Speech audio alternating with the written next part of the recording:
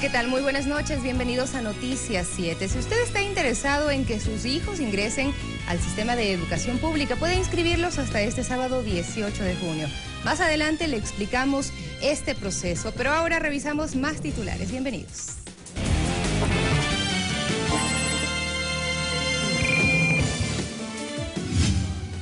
El presidente de la República, Rafael Correa, reaccionó al pronunciamiento del Comité de Ética de las Naciones Unidas respecto al caso Isaías. El sábado 18 de junio es la fecha límite para inscribirse en el sistema educativo público. Con la ayuda de la tecnología, el Mintur recaba datos turísticos sobre las Islas Galápagos. En lo internacional, el presidente interino de Brasil, Michel Temer, suspendió las negociaciones con la Unión Europea para recibir a refugiados sirios. Las noticias en detalle. El presidente Rafael Correa reaccionó al pronunciamiento del Comité de Derechos Humanos de la ONU respecto al caso Isaías. El Estado enviará una respuesta al organismo sobre la observación al mandato 13. De los 8 puntos a los que se refiere el dictamen del Comité de Derechos Humanos sobre el caso Isaías, 7 son favorables al Estado ecuatoriano. El presidente Rafael Correa destacó el aspecto relacionado a la condena de carácter penal. Primero, el informe le da la razón al Ecuador en lo sustancial, en lo más grave, ya en lo medular, que hubo delito, estafa, ratifica el peculado bancario. La única observación que hace el comité sobre el caso Isaías es por el mandato 13 aprobado por la Asamblea Constituyente de 2008, que impidió que pueda presentarse una acción de amparo constitucional u otra de carácter especial ante la resolución de la AGD sobre la incautación de las empresas. Y lo que dice que había una falla de procedimiento, y en eso están equivocados. Han sido sorprendidos por lo de Isaías, pese a que Procuraduría presentó las pruebas, etcétera, bajo el argumento de que me incautaron los bienes, lo cual es correcto porque hay peculado bancario, pero dice, no me permitieron apelar, no me permitieron ejercer mi defensa. Eso es falso, no lo quisieron hacer. La ministra de Justicia explica que ese impedimento no afectó a las acciones de carácter ordinario, que el derecho a la defensa estuvo y está garantizado en el Ecuador. El comité no ha tomado en cuenta que el mandato 13 no ha prohibido en ninguna de sus condiciones de poder impugnar en vía ordinaria. Ustedes leen el mandato, esa prohibición no está establecida dentro del texto.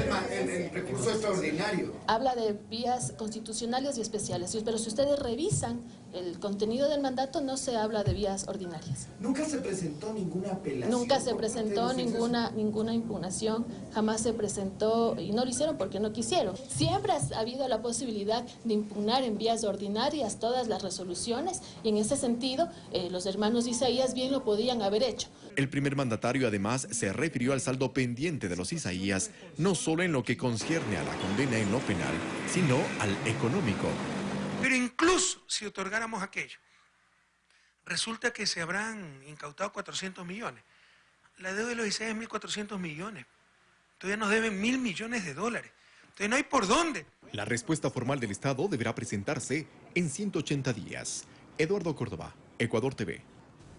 Y también les contamos, el Servicio Nacional de Contratación Pública revisó el proceso por el cual el municipio de Quito contrató a la periodista de Teleamazonas, Yanet Inostroza, para la realización de productos comunicacionales. El CERCOP encontró presuntas irregularidades. En abril pasado, la periodista de Teleamazonas, Yanet Inostroza, a través de una carta enviada al periódico digital Ecuador Inmediato, aceptó que el municipio de Quito le adjudicó un contrato para la elaboración de productos comunicacionales por un valor de $55.000 y además reveló que parte de ese monto compartió con una amiga. De los $55.000 solo me pertenece la mitad, es decir, 27.500 anuales. La otra mitad del contrato le pertenece a la presentadora Estefanía Tejada, quien realiza unas pastillas informativas para el segmento Quito te habla y quien recibe el dinero en su totalidad. Yo no retengo un solo centavo. Estefanía, a quien cuento entre mis amigas, me solicitó la incluya en mi contrato para evitar el enorme papeleo que implica un contrato público y yo acepté gustosa. porque no hay nada ilegal en ello. Sin embargo, el Servicio Nacional de Contratación Pública, SERCOP, no piensa lo mismo que Inostroza, pues tras la publicación de reportajes tanto de Diario El Telégrafo como de Ecuador Inmediato, emitidos el 27 de abril pasado, decidió realizar una revisión del contrato y en la misma detectó que Yanedi Inostroza, al parecer, habría infringido la norma pertinente.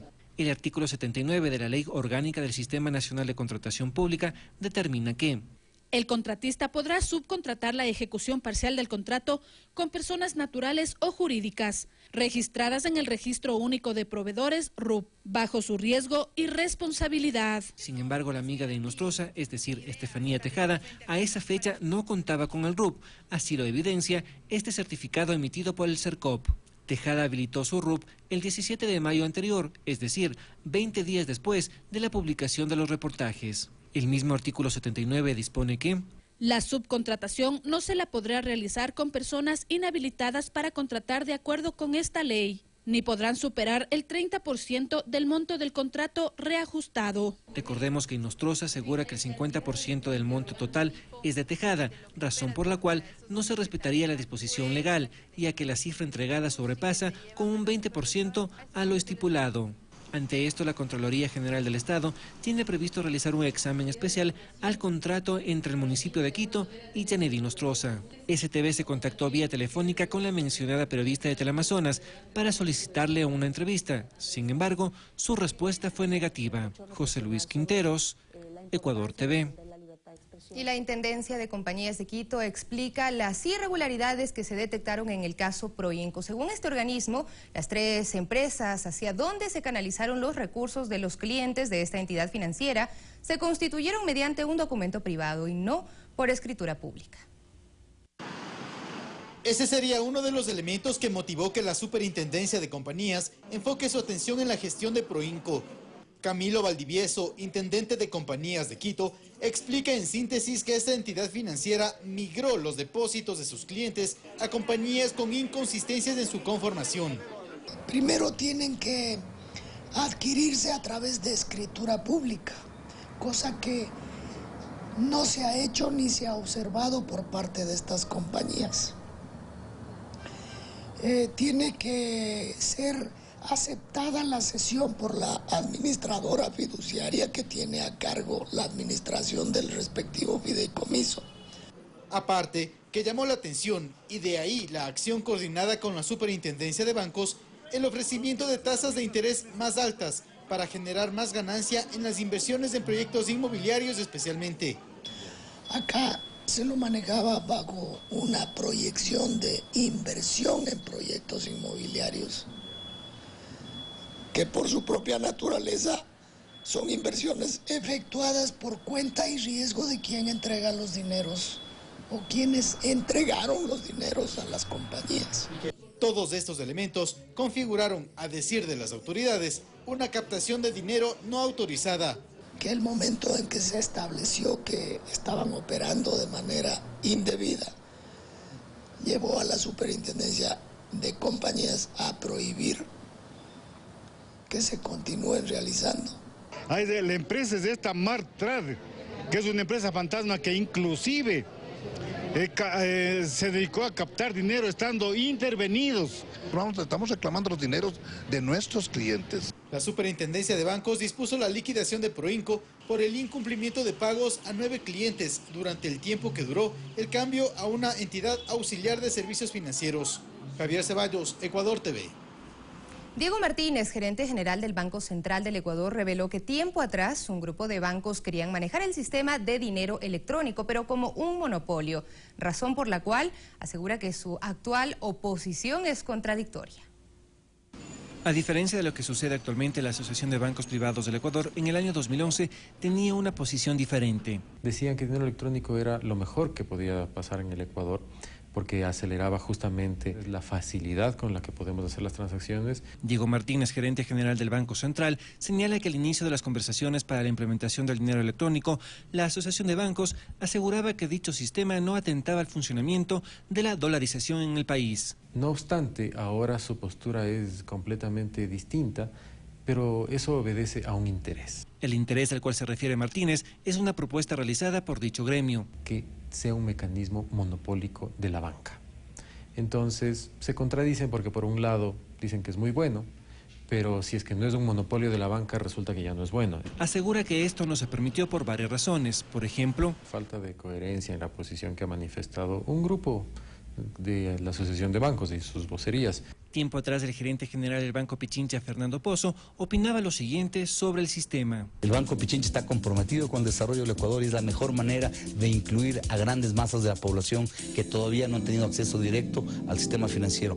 Esta declaración de Pozo está relacionada con una promoción de un producto similar. Por eso hemos desarrollado un producto en el cual se une la tecnología, que es a través del teléfono celular, se une la interacción entre personas no bancarizadas y bancarizadas y de empresas. Banco Pichincha publicitaba de esta forma su sistema.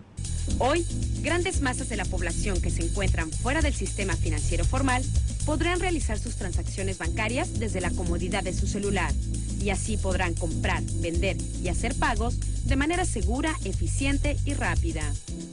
El pasado 7 de junio, a través de su cuenta personal de Twitter, el presidente adjunto del Banco Pichincha, Fidel Egasosa, señaló lo siguiente sobre el dinero electrónico. Banco Pichincha no acepta ningún depósito o pago en dinero electrónico, ya sea de personas naturales o jurídicas. Y el 11 de junio comentó: el objetivo del DE es crear un efecto similar al de una devaluación. Finalmente también la banca se contradice porque en sus propios comunicados y documentos señalan que les gustaría que el mecanismo sea competitivo. Y nosotros les hemos dicho, de acuerdo, háganlo. E inmediatamente la propuesta de ellos es tener un monopolio. José Luis Quinteros, Ecuador TV. Otro tema, la inversión extranjera directa ha tenido un crecimiento paulatino en nuestro país durante los últimos 10 años, según la Comisión Económica para América Latina y el Caribe. Solo en el 2015 hubo 287 millones de dólares más de inversión en referencia al 2014. Entre los años 2005 y 2009, la CEPAL estableció en 465 millones de dólares el rubro por concepto de inversión extranjera directa que llegó al Ecuador. El 2010 fue el año de menores ingresos con 165 millones. En los 5 años subsiguientes, la inyección de dinero foráneo tuvo una tendencia al alza, excepto en el 2012 cuando se identificó una disminución. Es así que el año 2011, la CEPAL registró en Ecuador, por concepto de inversión extranjera, 644 millones de dólares. 2012 bajó a 567 millones. Al 2013 se da un repunte al subir a 727 millones de dólares. 2014 aumentó a 773 millones y 2015 sube a la cifra de 1.060 millones de dólares. En el 2015, 2 sectores en especial captaron la mayoría de recursos extranjeros, el petrolero en un 32% y la industria manufacturera con el 24%. En el 2017 se verá cuál será el impacto de la inversión extranjera prevista para este año, pues Ecuador espera receptar 500 millones de dólares en inversión inicial en el campo minero. Javier Ceballos, Ecuador TV. Y es momento de hacer una pequeña pausa, pero enseguida estamos con ustedes. Quédese en Noticias 7.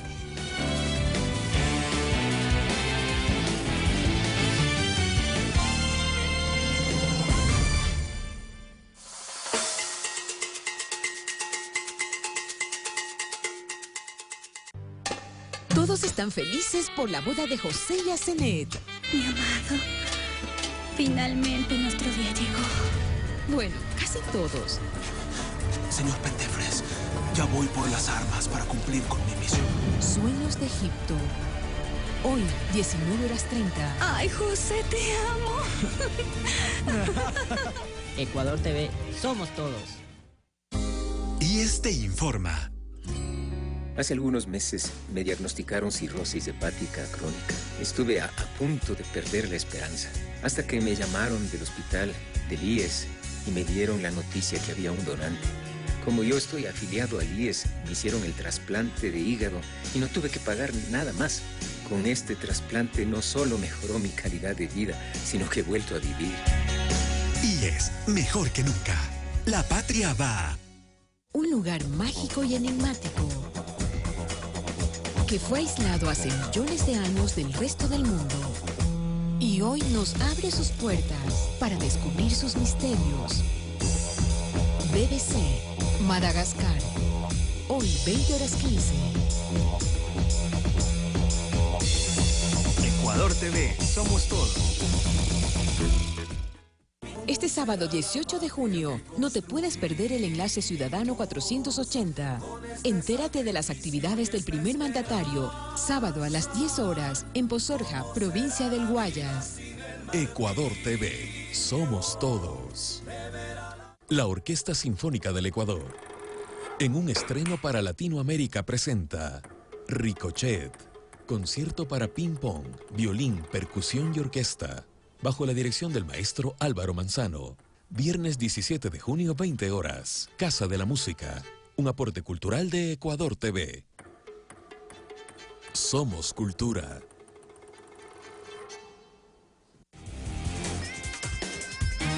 Desde este lunes 20, la información más completa del Ecuador y el mundo en Noticias 7. De lunes a viernes, 13 horas 45 minutos. Por Ecuador TV, somos todos.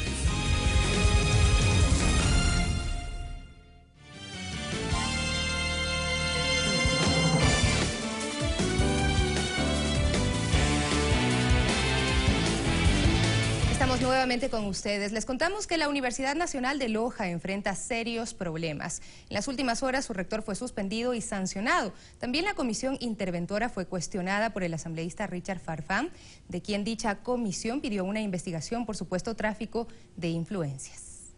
Mediante un boletín de prensa, el Consejo de Educación Superior informó de la suspensión de funciones por 60 días sin remuneración y amonestación escrita para el rector de la Universidad Nacional de Loja, doctor Gustavo Villasís, por incumplir una medida urgente en la que se disponía la apertura de matrículas para cursos de nivelación a estudiantes que se encontraban dentro del Sistema Nacional de Nivelación y Admisión. Pero este no es el único inconveniente que enfrenta la institución educativa, que es intervenida desde el 22 de junio del año pasado, luego de que se presentaran denuncias de violación a la gratuidad, al cogobierno, cierre de la oferta vigente y falta de registro de títulos. Pues tras la carta remitida a finales del mes pasado por Tomás Sánchez, presidente de la Comisión Interventora a la Asamblea Nacional, solicitando la investigación al asambleísta Richard Farfán por supuesto tráfico de influencias, el Consejo de Educación Superior aclaró mediante un comunicado con fecha 17 de junio que esta solicitud es de exclusiva responsabilidad de su autor y no refleja la opinión de ninguno de los miembros de este Consejo de Estado.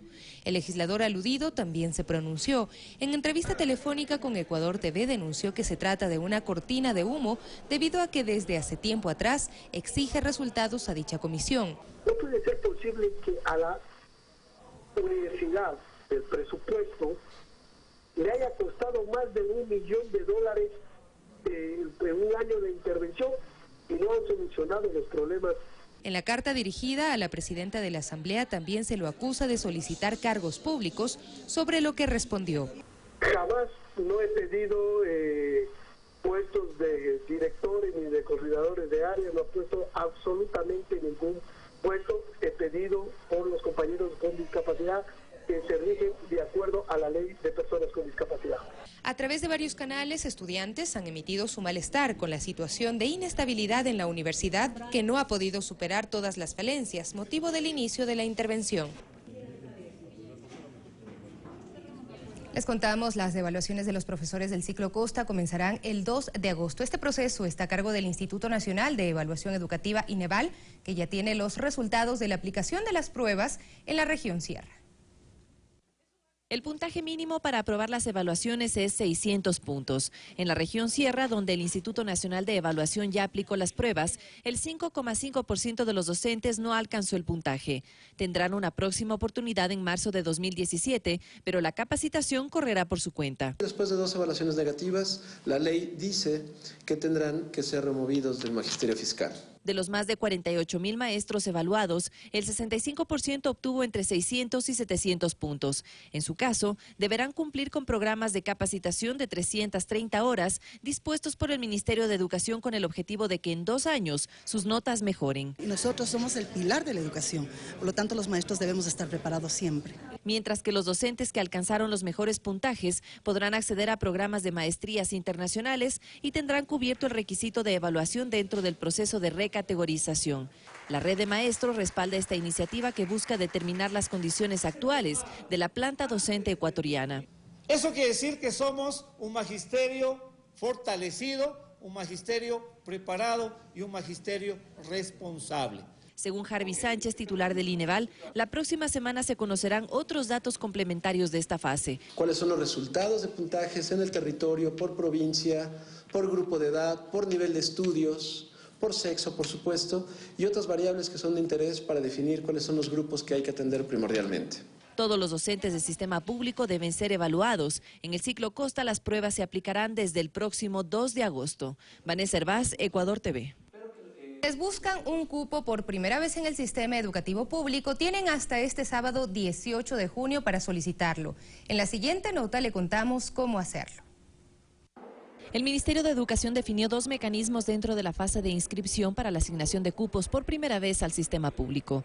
Los interesados pueden hacerlo por sí mismos a través de la página electrónica de la institución o acercarse hasta el 18 de junio a las sedes habilitadas para este fin. Aquí se registrarán solo los casos en los que el postulante quiere ingresar a la misma institución donde se encuentran sus hermanos y los de tipo excepcional por situaciones como migración, reinserción educativa, educación especial e inclusiva, vulnerabilidad y refugio. Es el caso de Norledi Nava, quien migró hace varios meses con su familia desde Venezuela. Vino a esta sede para solicitar un cupo para educación inicial. Me llama la atención la forma en que educan a los niños aquí.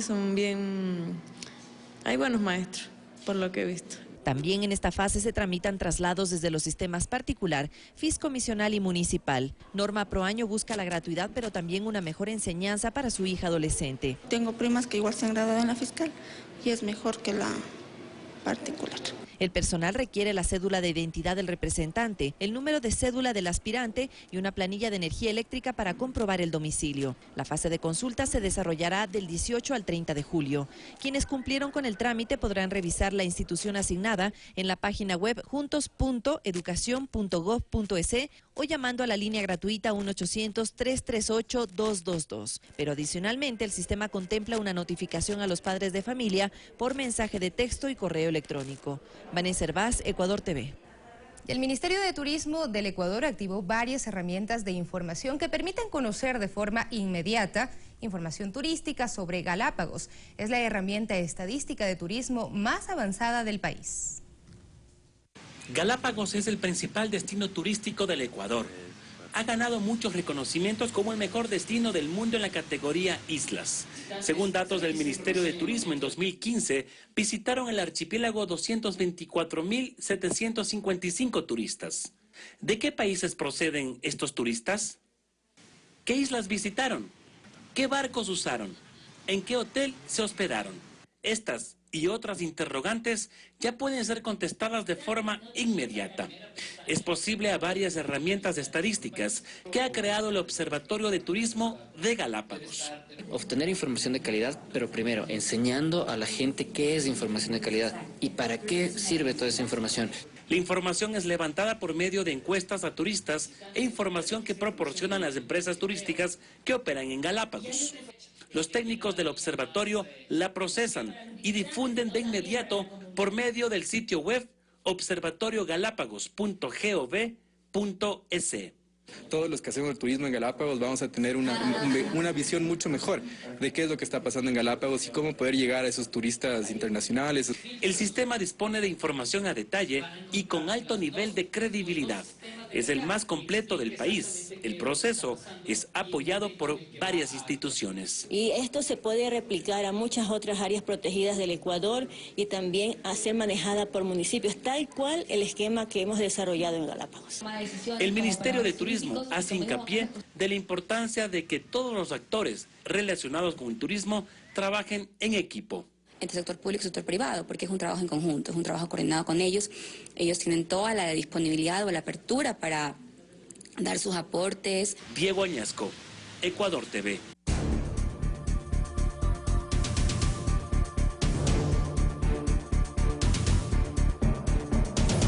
La situación jurídica de Julian Assange, fundador de Wikileaks, no ha variado durante estos 4 años que permanece en condición de asilado político en la embajada ecuatoriana en Inglaterra. El gobierno inglés se niega a concederle el salvoconducto para que pueda salir de esta misión diplomática. El martes 19 de junio de 2012, Ecuador amaneció con una noticia que lo posicionaba aún más en el contexto internacional. Julian Assange, uno de los personajes públicos más importantes del mundo, pedía protección al gobierno ecuatoriano. Ese día ingresó a nuestra embajada en Londres. A partir de ese momento, nuestro país comenzó una serie de conversaciones para solicitar al Reino Unido el salvoconducto para que pueda salir de la embajada y no ser detenido. Sin embargo, los resultados han sido negativos. Assange se declaró perseguido político por parte de Estados Unidos. Aseguró que dicho país pretendía enjuiciarlo por un presunto espionaje. Esto al revelar miles de documentos secretos en los que se daba cuenta de violaciones de los derechos humanos por parte de ciudadanos estadounidenses, especialmente militares. Assange representa con Wikileaks un cambio de ciclo y un punto de inflexión en las comunicaciones. Estamos hablando de las relaciones norte-sur, estamos hablando de derechos humanos, estamos hablando de la libertad de civiles. El 16 de agosto de ese mismo año, Ecuador le concedió el asilo político. Un ejemplo de lo que se debe hacer en las relaciones internacionales. Y ha sido valiente porque evidentemente en términos de relaciones internacionales, Ecuador como país no es la potencia de Estados Unidos y se enfrenta a unas relaciones diplomáticas tensas con un Estado que no reconoce los derechos humanos. Inclusive Inglaterra tuvo la idea de ingresar a la embajada para detenerlo. La policía rodeó la sede diplomática y todos estaban muy preocupados de que si entraban yo sería arrestado. Y en ese momento fue como estar todos juntos en una pelea. Atravesar juntos por una guerra. El ambiente en la embajada se volvió diferente, como una familia después de este punto. En 2013, Ecuador TV se convirtió en el primer y único medio nacional en entrevistarlo al interior de la embajada. En esta conversación habló de su familia. Han tenido que cambiarse los nombres, están escondidos, han sido amenazados por gente de Estados Unidos de que los matarían para llegar a mí. En mayo pasado, la justicia sueca decidió no suspender la orden de detención en su contra. Son procedimientos judiciales que tienen que realizarse de acuerdo con la norma interna, esto es de Suecia. Sin embargo, en febrero pasado, la Organización de las Naciones Unidas, a través del Grupo Especial para las Detenciones Arbitrarias, determinó que el arresto de Assange en el 2010 en Inglaterra fue ilegal y arbitrario. Es así que en el informe final se pidió a las autoridades suecas y británicas levantar la orden de detención en contra de Assange. Sin embargo, los dos países rechazaron dicho documento. Este domingo Assange cumplirá 4 años viviendo en la sede ecuatoriana en Londres. ¿Qué es lo primero que usted haría cuando se arregla este problema, cuando esté usted en la calle? Tomar un baño en tina. Aquí no hay tina. Nadar en el océano, encontrarme con mi familia, claro. Ver el horizonte. José Luis Quinteros, Ecuador TV.